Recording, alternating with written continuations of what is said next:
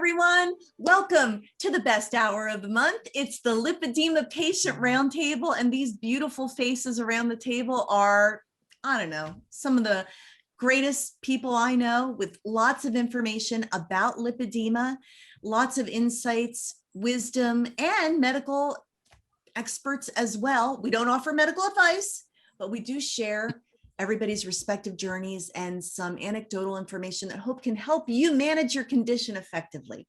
I am Brenda Viola from Lympha Press. I am so proud and honored to moderate. I am celebrating my 1-year anniversary with my favorite person over there, Pattie Cornute. I met and interviewed Pattie exactly a year ago, and this whole journey began. So Pattie Cornute of Lipedema Fitness, we're so glad to have you in the house tonight. And then we have Cheryl Skolage, who is our lipedema diva, who runs the Facebook page Lipedema and Food Sensitivities. So good to have you here. And we will definitely talk about your backdrop and what that all means. Lindy Mccutchenson, Dr. Mccutchenson of Carolina Vein Center. We just love you. And we always love when you rock the round table with us. Thank you for being here. You can wave to everybody so they don't miss out who you are. Perfect. Linda Ann Kahn, aromatherapist, CLT, amazing insights and wisdom. And we just love the way she shares her information. Linda, it is so nice to have you here. Susie Boshoff, lipedema _living. She just wrote a really amazing blog and she's going to tell you all about that. We love your candor, your beauty, your wisdom, and sass. Love. Hail Ginger Pear, Cara Cruz, happy to have you in the house, glowing. We want to talk about what's happening with your skin tone. So much is happening with your body transformation, and you always bring real wisdom for all of us at the round tables. Thanks for being here, Cara. And then I feel like we should have a drum roll because she is finally on Instagram at the Lippy Butterfly, Angelique Charles. Hey, Angelique, good to see you. Good to see you guys. All right. We've got people logging on now. I saw April Sluter, who's already there. She has a wonderful page for lipedema women. My friend Angela Jones, who is on our lymphedema roundtable, she's in the house tonight. My friend Carol Moody, Connie Hendricks, Leslie Keith. Oh my goodness. She is an expert on the ketogenic diet for lipedema. And you know, we hope that you'll be on the panel one of these days. You have an open invitation. I love working with her and all the folks at Lipedema Simplified.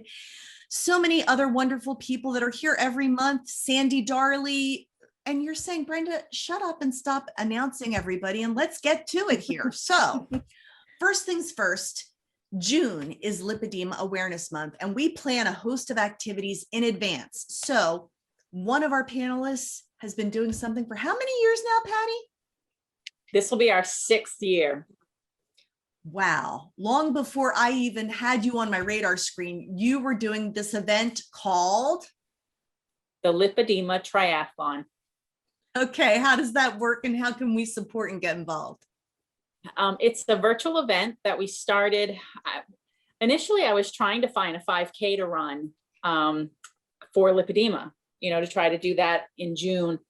I had done the lymphedema walk that just happened in March, and I loved the idea that I could do that virtually in my own hometown, as opposed to having to go to New York City. And I was like, oh, I want to do this for lipedema. And so I looked and I couldn't find anything. So I went in my group and I started asking, what do you think if we create a lipedema 5K? And everybody's like, oh yeah, that sounds interesting. And I'm like, but so many of us like to swim. So what if we make it a triathlon? And my lovely ladies all thought I was insane. They're like, you can't do that. How are you going to create that in 6 months? And I am pretty stubborn. And I had a friend who we trained with, and she's an Ironman and she is fierce. And she had a connection with my local YMCA, and they have been incredible. They've hosted us every year except for last year during COVID, which I ended up doing an at-home version. But it's open to everybody. It's trying to spread awareness for lipedema. It's trying to spread awareness that it's so important to stay active when you have lipedema. It's a sprint distance. So it's a 750 meter swim, a 20K bike ride, and a 5K run or walk. You can do all 3 activities if you are able to. You can choose to do just the swim or just the bike or just the run, or you can get people to do it with you and do like a tag team. And it's really just to spread awareness and be active and remember to stay active. And for those of you who may be new to the roundtable and joining us as guests for the first or second time, maybe you don't know the backstory, but there was a time when Pattie Cornute couldn't walk to her mailbox.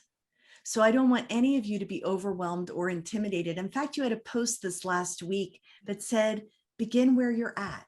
Yeah. So I think it's so inspiring. How can people find you, follow you, and join in? Lipedema Fitness. I've got a webpage, Lipedema Fitness. I'm on Instagram as Lipedema Fitness.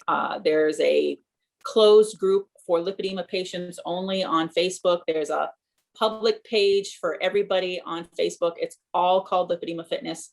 And I just started TikTok this month. So that's out. Yes, she did. And like what, you got 700 views in your first post of this event.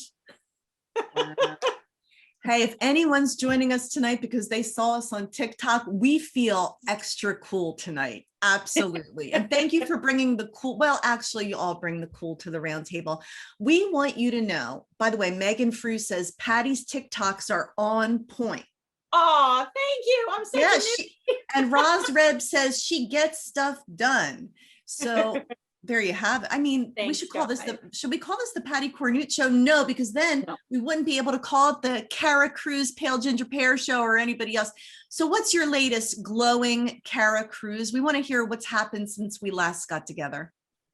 My wound is completely closed. And as of, well, coming up on Friday, I will be allowed to soak in a bath again, which I am looking forward to. I just love a good bubble bath every once in a while, so I'm excited about not having to worry about it. And I am back to being able to use my Lympha Press, which has been great for my legs, and I'm allowed to use the stomach chamber again. So that's helped with the like build up and a little bit of like fibrotic area around the wound that I babied during the healing. Yeah. Because I was like, they're like, oh no, you can massage it. I'm like, I'm not doing anything that's gonna pull this farther apart. Like I'm not touching it, we're just leaving it go. So when it was completely like healed up, I got the okay to go back doing whatever I used to do. And so I climbed awkwardly into my Lympha pants and cranked that up back on my stomach and spent like 2 hours laying in it. I didn't have the kids, so I had nothing else to do. How does it feel using it again? So much better. Like my legs feel better, and like my stomach feels softer from where like it had gotten like kind of hard around the belly button area. So I feel like I can move and bend in my stomach a little bit better because it's like softening that back up, and it's just getting that like funk that the lymph fluid holds out of me. So I feel better and not as sluggish. Okay, and I'm seeing this post you had of your skin before and after. It was dramatic. I mean, you put the pale in pale ginger in the before. Yeah, so, I mean, my screen name is for a reason. Like I was ghostly white, mostly like stomach down. And I always kind of just thought, because like I never really showed it, like my arms got some sun because I like showed my tattoo, and I mean my face just from being like out and about, but my legs never got any color. Even once I started swimming more and being out and showing my legs and not hiding them, like they just stayed almost like zombie white. Like they were really, really bad. And I didn't really realize how bad they were until Time Hop shared that lovely before picture with me. Yeah. And I was like, ooh, like those don't look healthy. Like they look almost dead. Like I even showed Riley, and Riley was like, ooh, like those look like it's a black and white photo. Like that doesn't look good. I mean, if a 12-year-old boy can spot that doesn't look good, that doesn't look good. And I mean, minus the tattoo color added to the thigh, my legs overall match the rest of my skin tone, which I mean is winter pale for a redhead, but like it's, you know, they had the pink glow to them that they didn't have before. Yeah, we encourage you to follow Pale Ginger Pear on social media, and you can see, and we love your candor and your openness with sharing your journey. For those of you that are new to the roundtable, we don't advocate any one kind of modality or treatment. It would be like saying everything is one size fits all. We want to talk about all the different tools that are available in your toolbox. Some people opt for surgery, and that's what feels good and right to them, and we support that. But we're not saying surgery is the answer for everyone. There are some people that really resist that idea, and we respect that too. Every viewpoint is respected here. Although you can bet I'm going to champion the Lympha Press, particularly the Optimal Plus, because it is indicated by the FDA for the treatment of lipedema. And there are a lot of people at this roundtable that have experienced it and had great results: reduced pain, increased mobility, elimination of fat pads. If anybody wants to talk to me about that offline, you just let me know. I got to tell you, chat on our roundtable is just as hot as the conversation. We've got some excited ladies out there, and we're so glad to have you. Nita Cluis and Beth, Curvy Girl Beth is out there. We've got Heather Zucker, so awesome. So questions, please put them in the Q&A. We had one question come in, and I'm going to pose this one of you, Dr. Mccutchenson, and also feel free to jump in, Linda Ann Kahn. It is about venous ultrasound. One of Pattie's followers is having a venous ultrasound this Friday. Can anyone describe what to expect from the test and surgical treatment? This is from Cynthia Pre-Mason. We're so glad you asked the question, Cynthia. And Dr. Mccutchenson, venous ultrasounds, what can you tell us about them?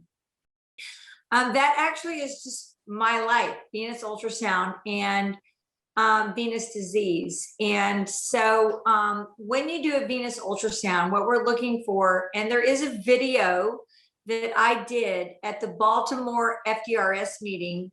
So if you want to go onto the FDRS channel, Baltimore, I did one on venous disease and lipedema. You can watch that, and it's going to give you a lot more information. But the bottom line is, we're trying to look, when you have a venous ultrasound, do you have downhill flow in your main superficial vein? So you have two different venous systems in your leg, the deep vein and the superficial vein system. The deep vein system is, of course, really important. That carries 90% of the blood in your leg. That's where the bad blood clots are.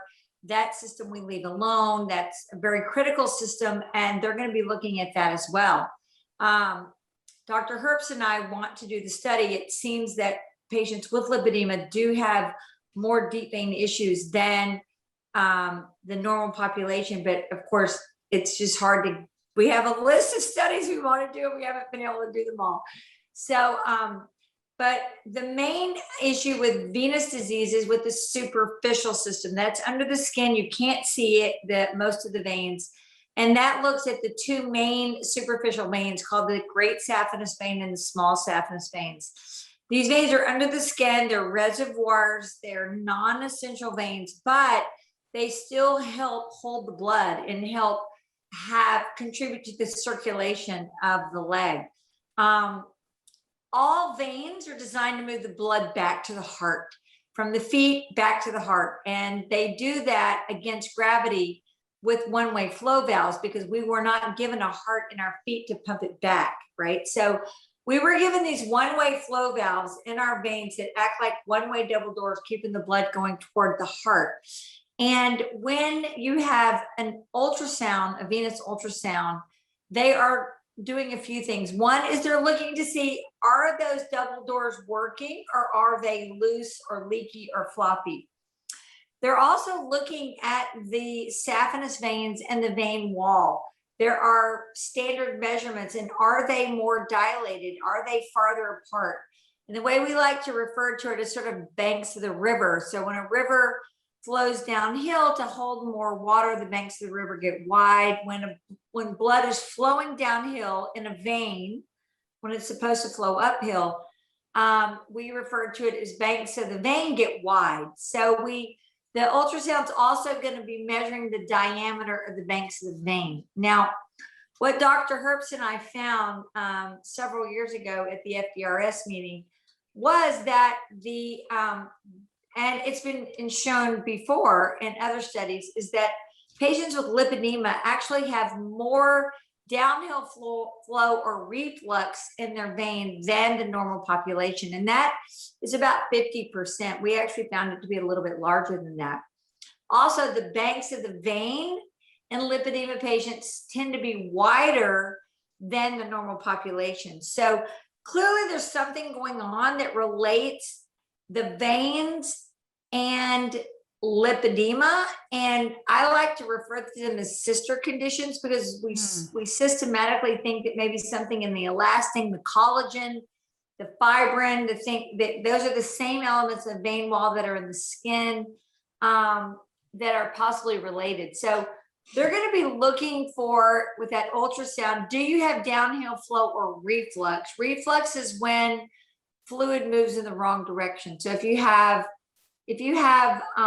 gastric reflux, that acid's supposed to flow downhill to your intestines, but it splashes up. If you have venous reflux, that blood's supposed to flow uphill to your heart, but it's actually flowing downhill.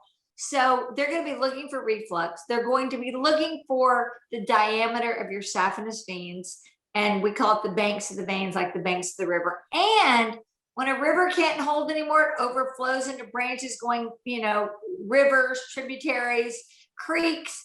The ultrasound is going to be looking for overflowing tributaries or branches in your veins. So what we did find in our study, which we didn't get published because we actually wanted to repeat the study, but in what I see anecdotally is that the more advanced the stage of lipedema, the more branches and tributaries we see in the skin, most of which is actually under the skin.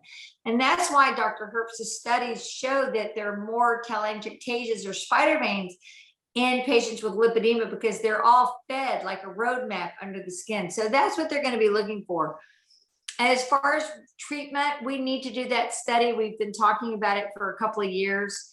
The doctor that you see will decide on whether or not treatment is recommended. And I'm happy to take those questions, but anecdotally what we see, because the symptoms of lipedema are almost identical to the symptoms of chronic venous disease or downhill flow in your veins, which is tired, achy, heavy, tender, throbby legs that are worse at the end of the day and worse with long standing.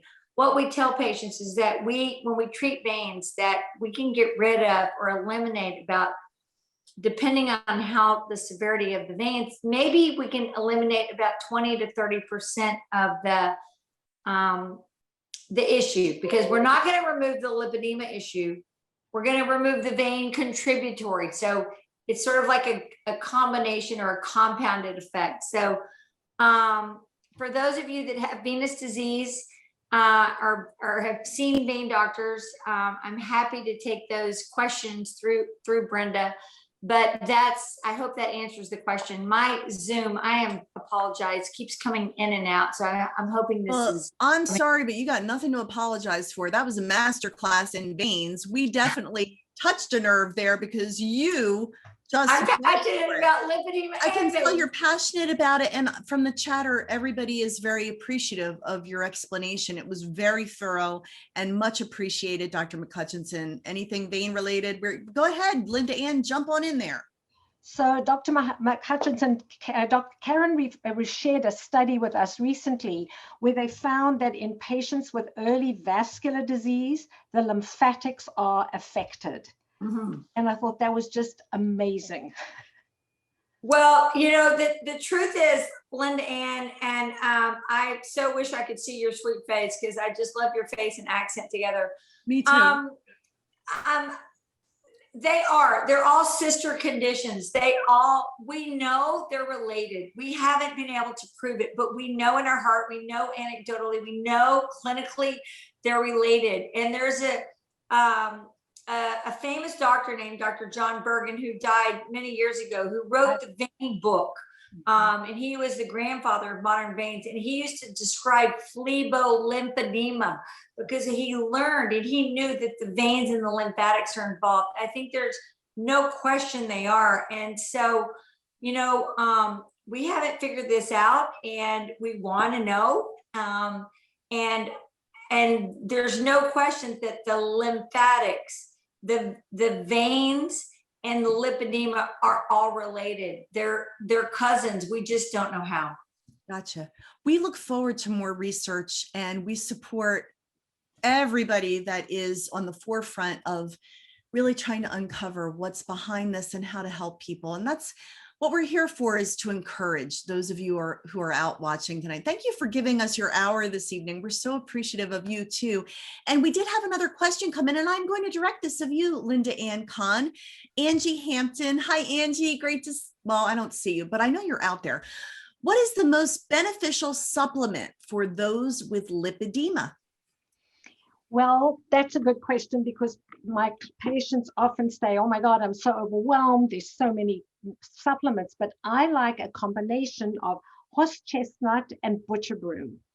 And I can mention the name. Can I mention a brand name? Because they can find it. There's Standard Process that has butcher broom and horse chestnut and a tiny bit of ginkgo biloba. And I love that because it addresses the pumping of the lymphatics and then the veins. So that, I think, is, there are some others, but that would be my primary.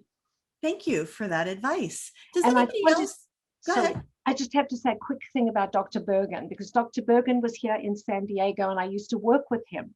Really? And I went to him probably 25 years ago. And for people who don't know, I have stage 1 lipedema. And he did a venous ultrasound and he said, oh my God, we need to do work on your veins. And I said, but Dr. Bergen, I have lipedema. He said, no, it's not going to be a problem. I said, no, I'm worried. I don't want to do anything.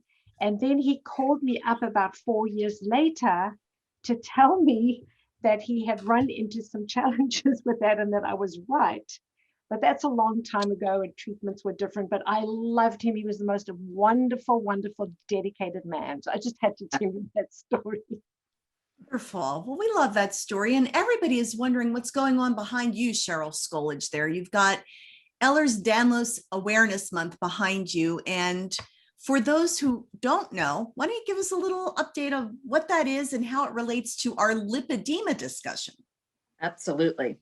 Yes. So this is Ehlers-Danlos Awareness Month, and Ehlers-Danlos is often a comorbidity with lipedema. Dr. Mccutchenson mentioned the collagen in the veins. Well, Ehlers-Danlos is a condition where the body does not make collagen correctly. And so one of the things that happens that is visual is that we tend to be hypermobile. And so there's a checklist. There's 9 different things to check for your hypermobility. One is if you're putting your hand flat, if you can take your pinky and you can bend it back more than 90 degrees. And I'm not going to do these because if you do it too often, when you do have Ehlers-Danlos, it'll start tearing at the tendons and ligaments, and eventually you're not able to really repair it. So, okay, so kids, let's not try this at home. Gotcha. If you can take your thumb and you can bend it forward and touch your wrist. And so each pinky is 1, each thumb is 1, okay? If you can take your hands and put them flat on the floor, so when you bend over, if you can do that, and I know it's going to be just amazing because lipedema women, even in stage 3, stage 4, well, I guess we don't really have the 4 anymore, but whatever. But late stages, they can bend over and they can touch their hands to the floor. It's amazing. Wow. Right? So yeah. Pale Ginger Pear and also Angelique. And okay, we testifying here. Yep. Yep.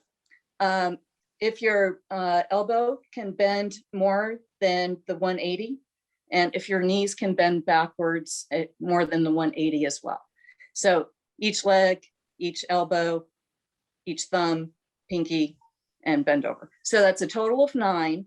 If you have a score of 5 or more, then you have typically, they say that you have some type of connective tissue disorder. If you also have lipedema, most likely it's going to be Ehlers-Danlos. So there you go. But since this is Ehlers-Danlos Awareness Month, wanted to mention and get that out so that people can start taking a look at that as well. Because since collagen is throughout the whole body, collagen's the glue that holds the body together.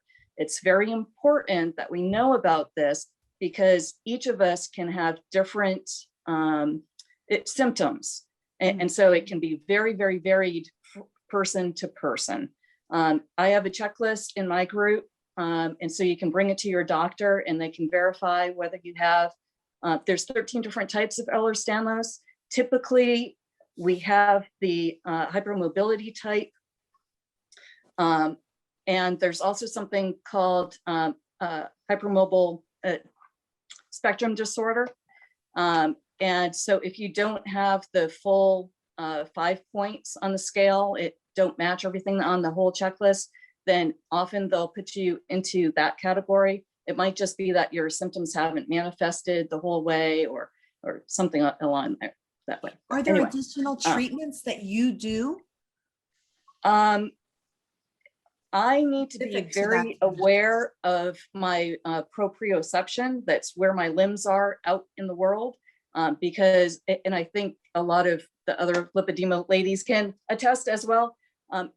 It's very common that we trip over things, we walk into doors, we trip, we bump our elbows and stuff.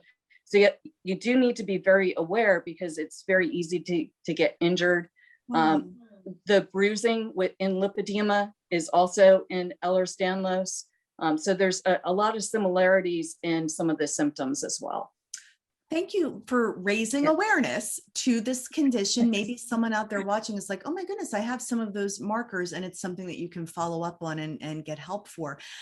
Beth, Curvy Girl Beth is out there and she has a question for Dr. Mccutchenson about May Thurner's disease. I realize that this is a lipedema patient roundtable, but there are related conditions. Dr. Mccutchenson, do you have any information about May Thurner's, and is that something that you diagnose? And can you have it without lymphedema present? How's that for awareness? Yes, I know actually a lot about May Thurner's, and that is that's a harder thing. That's a photo, like I normally draw on that. So May Thurner's is classically, it's called a compression syndrome. And I'm still trying to work on this Zoom thing because I can only see me. I can't see anyone else.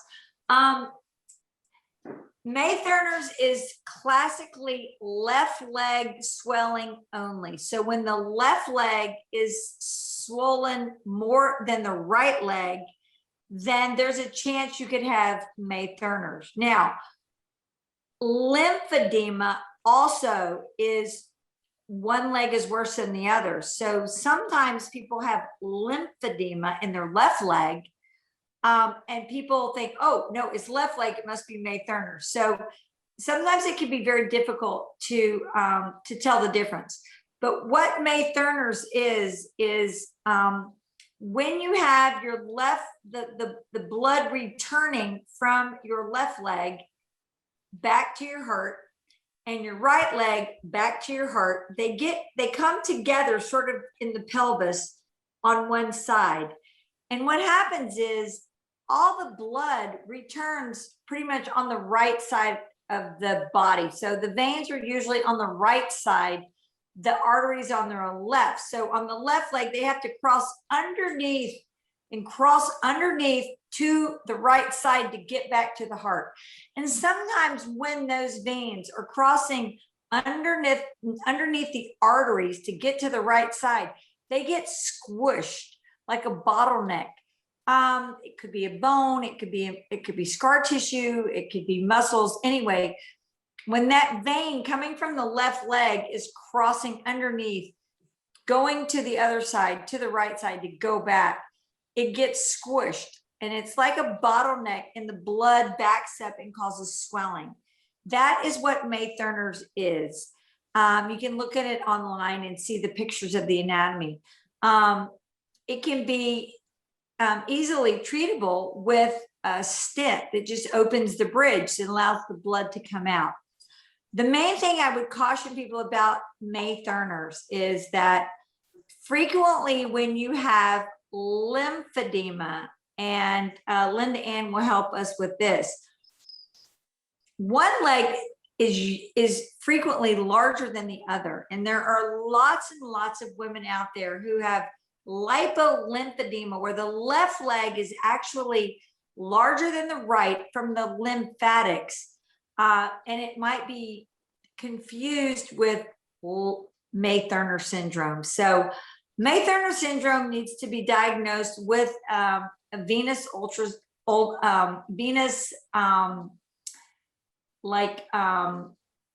angiogram, where they go into the veins and the venogram, they put dye in there and they check to see, do you have a narrowing, or this thing called IVUS, which is intravenous ultrasound. It's usually interventional radiologist. So, but there is a fine line between what's normal lymphedema of the left leg and May Thurner. Did I explain that? I don't know. Oh, you did. You're on fire tonight, Dr. Mccutchenson. I'm taking notes here. Okay.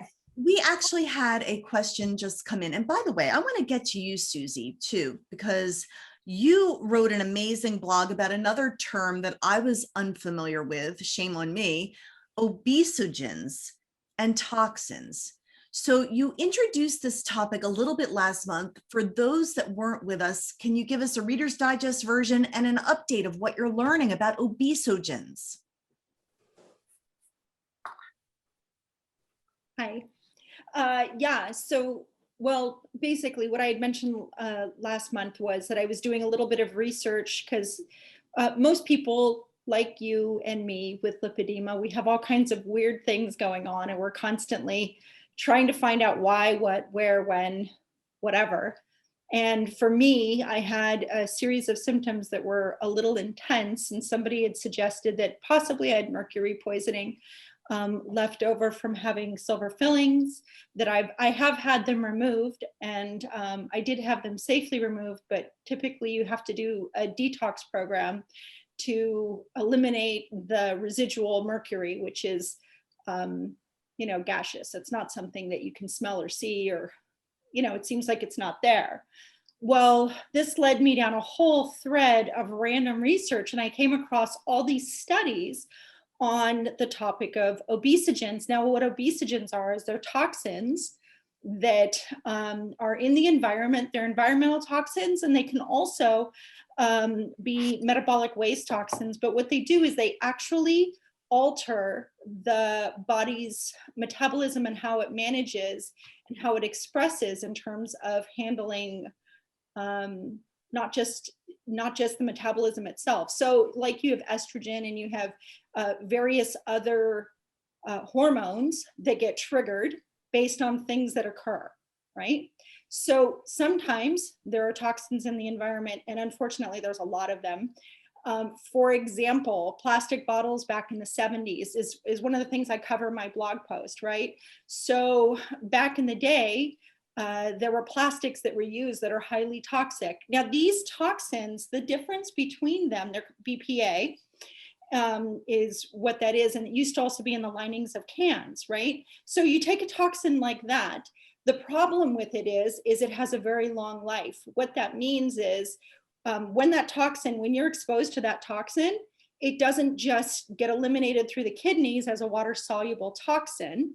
You have the toxins which clean out water toxins, water-soluble toxins, and you have the liver which handles the fat-soluble toxins. So what happens is when you get these fat-soluble toxins in your body and in your system, they accumulate and they don't get eliminated safely, because your liver doesn't even know what to do most of the time with that volume. And it's already handling all the regular stuff that it handles. I don't know if you know, but like your liver is even handling the waste product of your estrogen and your cortisol, like your actual metabolic waste the liver's handling everything, which is why our lymphatic systems typically, I don't know about you, but I'm constantly swollen, and there's certain products that I have to take. Also, I love that you mentioned standard process, Linda, and because I live on Spanish black radish. And if you're familiar with it, it's one of the smelliest, most disgusting supplements you could ever imagine unless you need it. And it makes my mouth water. And I sometimes have to take 10 of those a day, just to give you an idea of like how my lymphatic system is coping with that. So anyway, what I've learned is that there's actually a whole body of study on obesogens. And it is, ladies, it is in our cosmetics, it is in our mattresses, it is in the things that we eat and the air that we breathe, and it's in fast fashion. Don't ever wear something you just bought at H&M or any other fast fashion store, please. And if possible, wash it like 5 times. No, I'm kidding, but I'm kind of also not a little bit. So I'm just like, all of these things create this bio assault on the body. And our poor little liver's like, all right, I'm doing the best I can, but like, this is a lot to deal with. So it can mess. It is a lot. I mean, I'm feeling just a teeny bit overwhelmed just hearing you talk about this. If there was one, now we're not giving any medical advice here, and everybody can do their own research, but if there was one thing aside from not just buying clothes and putting them on from H&M, one thing that we could do to improve that situation of obesogens in our life, what would you recommend? I mean, I think that it is a holistic approach, and I think it's a gradient approach. The things that you can do on an immediate basis is, for sure, eliminate superfluous plastics and things, because those things, even though they're BPA free, we don't know what the plastics are that they're using now. Just like BPA used to be safe, but you'll see on my blog post, there's a picture of me drinking a bottle. That can create actual obesity later in your life. Believe it or not, it creates actual gene expression. It's really fascinating if you're nerdy like I am, and some of us that do that kind of research where we actually have bothered to learn what cells do, and it's kind of exciting. So I would say try to avoid those toxins, eat organic foods, because pesticides are also, they're fat soluble toxins, any of the byproduct of pesticides and herbicides. And just, there are certain vegetables and fruits, just as a for example, that matter. You have what's called the dirty dozen. And if you learn about just those and you make sure that you only buy those organic, like berries, especially if you're doing keto, only organic. Yeah. So if people want to read that blog, how can they find you, Susie? So if they go to lipoedemaliving.com, I'm literally in the middle of writing part 2, which also includes a little bit of detail on the things that I'm doing and what I've been coming across. There are some things that can be done. And then there's some great resources. I've already been doing the non-toxic thing out of necessity for the last 5 years and blogging about it. So I'm coming from a place that's probably a little scary for somebody who hasn't been thinking with that, but don't be afraid by it. It's like you just put in one thing this month and then you put in another thing next month. And the next thing you know, you're one of those granola heads wearing Birkenstocks and you've got it covered. No, I'm kidding, but kind of not. I love how you're kind of kidding, but kind of not. And we appreciate the research that you've done. It is very interesting, Susie. I want to get to some of the questions that we have coming through here. And one relates to something I wanted to talk to Angelique about. So Krista Brown, it's her first roundtable. Hey, Krista, we are so glad you're with us from Ontario, Canada. She is super sensitive to touch. She's been trying to advocate for her health for many years, and she's suffering with depression and anxiety as well.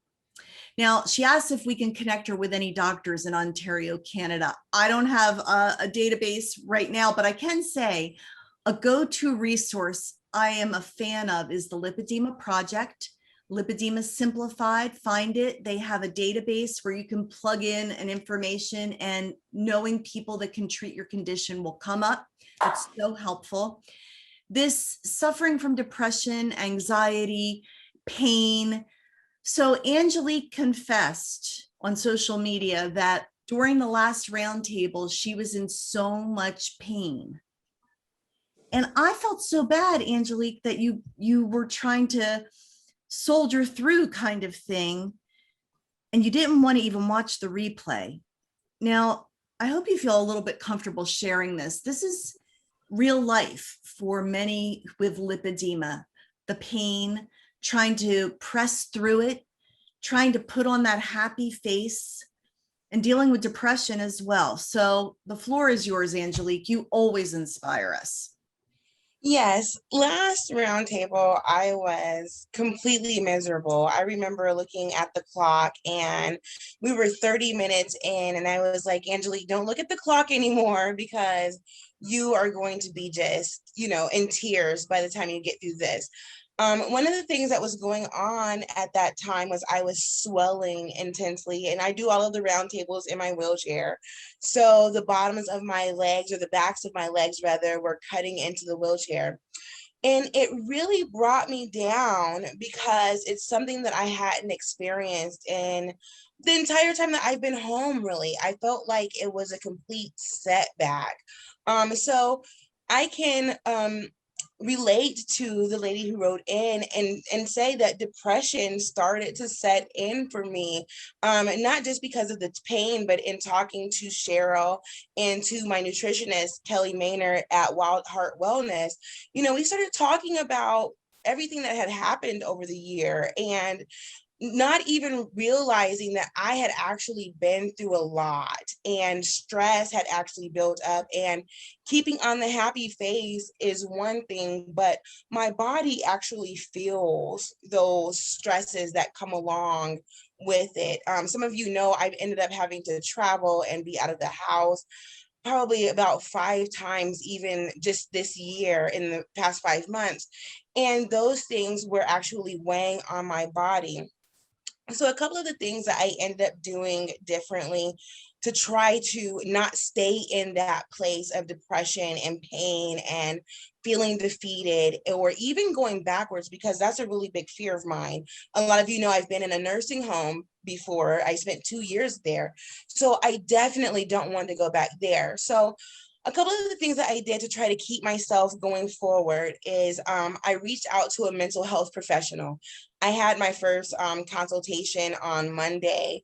And although I need to do some things different with the professional, I do feel better actually being able to express those things in a safe environment. And sometimes, as lipedema women, we're going through so much that, we feel like we're complaining when we say that we're in pain, because we're constantly in pain. If we said every day, I'm in pain, I'm in pain, I'm in pain, it would feel so redundant, and we would feel like we were being a burden to our loved ones.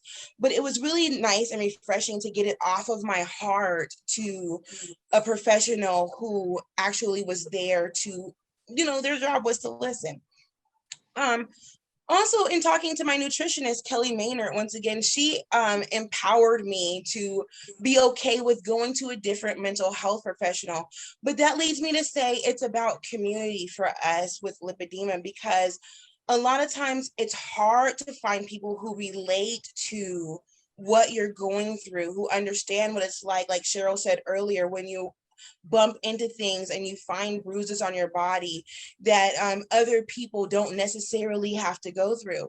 But connecting with women that are in the lipedema community actually ended up being the thing that kept me sane throughout this year. If it had not been for this community, and mostly the ladies that are here, in addition to Kelly, I think I probably would have lost my mind, really. Let's be honest, there's a lot of stuff that goes on in our personal lives, plus everything that's going on in our bodies, that can literally drive you crazy. But once you know that you are safe and secure in a community that loves you, that cares about you, they're going through the same things, and they're also fighting along with you to find answers and to give new modalities, new inspiration, new jokes, even sometimes. In Cheryl's group, every Friday there's a joke, and sometimes that joke ends up being the thing that helps me through that Friday. But Yep. staying connected with the people who are here, and just finding anything to take yourself out of that funk, I think is all that we can do. You so stated that perfectly, Angelique. And it is also Mental Health Awareness Month. And we want to acknowledge that dealing with lipedema can be very, very difficult emotionally, spiritually, mentally, in so many different ways, and that you're not alone. We're here for you. We care.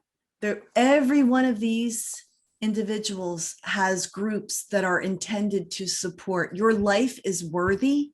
You are valuable, and we want you to know that. And if you are in despair, please reach out for help, because there is always someone that can help. Go ahead, Pattie.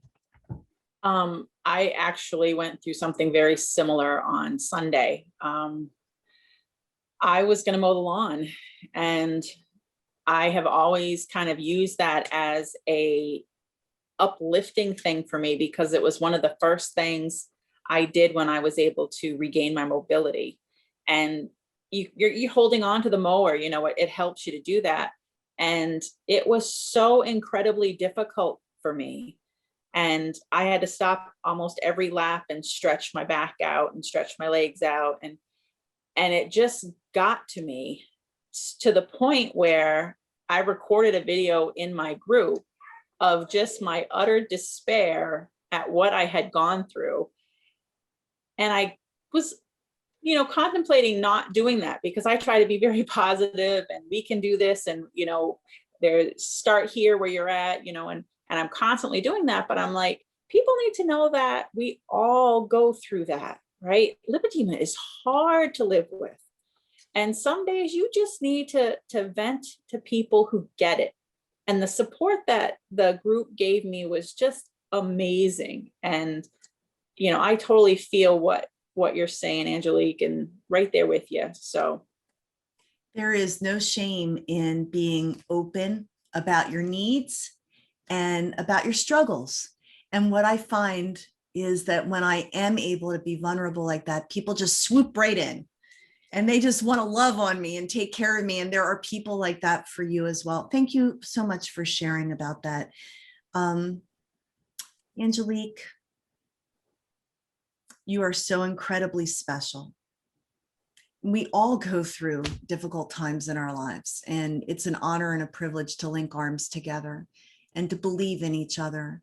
I couldn't be more of a fan than I am of you and Pattie and Susie and Kara and Cheryl. And all right, so I'll stop all that. Dr. Mccutchenson, this has come up on social, and an anonymous attendee asks, I apologize if this has been asked over and over again. We don't mind. You don't have to apologize. Ask away. The question is lipedema fat heavier than regular fat?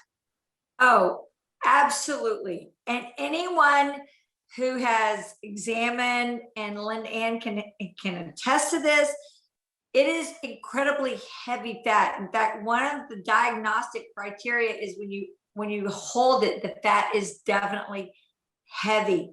It's full of something. We know it's maybe not classic edema. It's full of a gel. It's full of this glycoaminoprotein gel that Dr. Herbst talks about. It's full of something in the space. It is definitely heavy fat. And if you don't, I'm sorry about the dog. If you can, I also want to, just because I know we're running out of time, if I can borrow a little bit of time, I just want to tell Angelique and everyone out there, as difficult and painful as lipedema is, the struggles, the needs, there are people who care. Linda Ann, me, Dr. Herbst, the entire group that is supporting the standard of care. We're frustrated. You're frustrated. We're frustrated. You're not feeling well. You're having pain. You're having discomfort. You're having volume issues. We want to find the cause, and we want to find the cause and the cure, as Dr. Herbst says, and we're all working together for that. I do want to let you know that tomorrow morning at 9 a.m. Eastern time, which is 6 a.m. Pacific for Dr. Herbst, there is a small group. We're meeting with a sponsor who has the Durkam's drug right now, and we're looking for ways to use it for lipedema. And so we are out there trying to help you. And Linda Ann and me and Dr. Herbst, Dr. Wright, Dr. Schneider. I mean, we're all out there trying to help. Jamie and Michael, and we're all out there. So stick with us. We're trying as hard as we can. Lympha Press, we're doing what we can to help. And so I wish that I could just wiggle my nose and make it better for you all, but we're trying as hard as we can. Oh, we'd all be wiggling our noses. Absolutely. Susie, isn't it time for you to crack a joke by now? Say something salty, curse perhaps. We're waiting for it.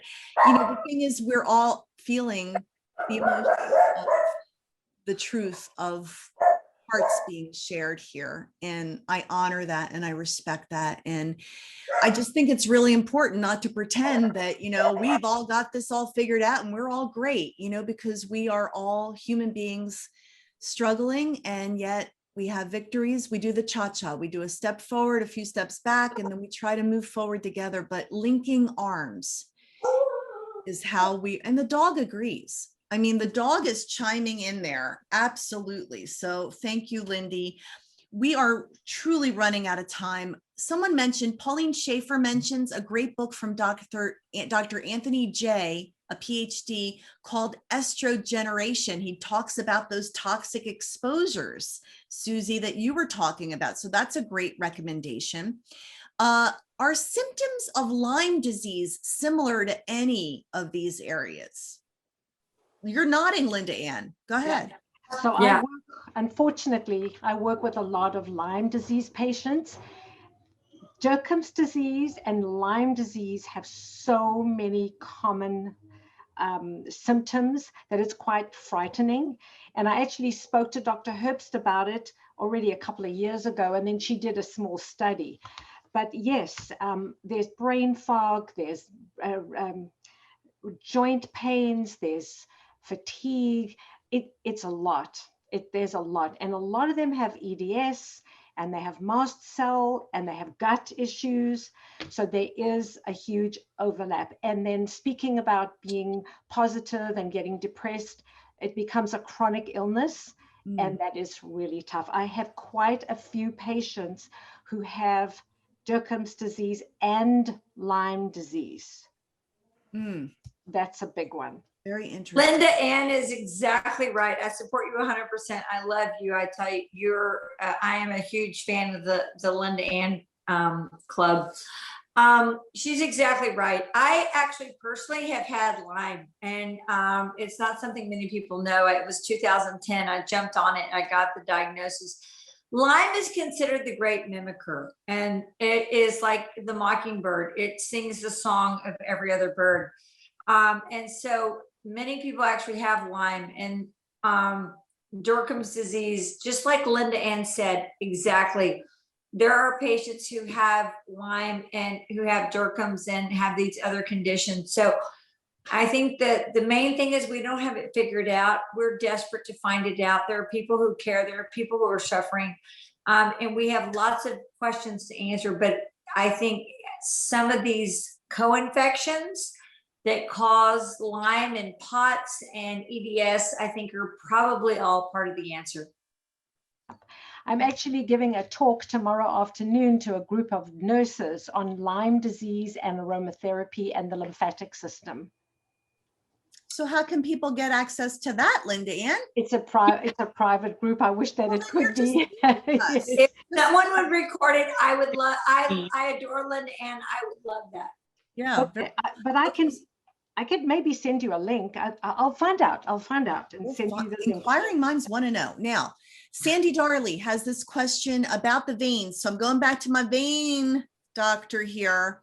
If we are using vibration plates, massage guns, elliptical trainers, and all, if we have issues with downhill flow, how do these exercise modalities impact the veins?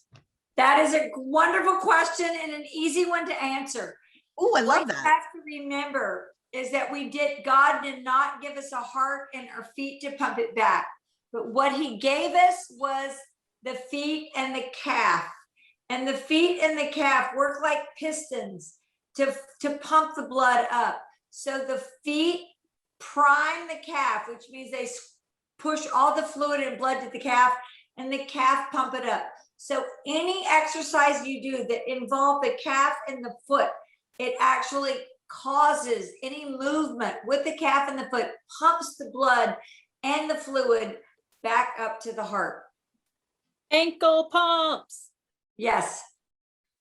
Ankle pumps. You're a fan, Pattie. Always. All right, very good. Well, we are running out of time, so I'm going to do my regular the round table, but I do want to do this little promo. Next month is Lipedema Awareness Month. We are doing, Lympha Press is hosting a bunch of really cool webinars, and you'll be seeing them all over social. We just booked one with Leslyn Keith and Catherine Seo for June, later in June. We'll promote that all over the place. We also, next month at the roundtable, it's our 1 year anniversary. Can we all wear party hats? I think we should wear party hats and party clothes, and we'll do a giveaway. We're going to do 5 random drawings throughout the evening next month for Lympha Press little prize packs. We're not giving away cars or anything, but it's going to be a lot of fun, and we hope that you'll join us next month live. You only get to win if you're live on the roundtable. So with that, Pale Ginger Pear, I have not heard from you in a few more minutes here, so you need to say something. Go for it.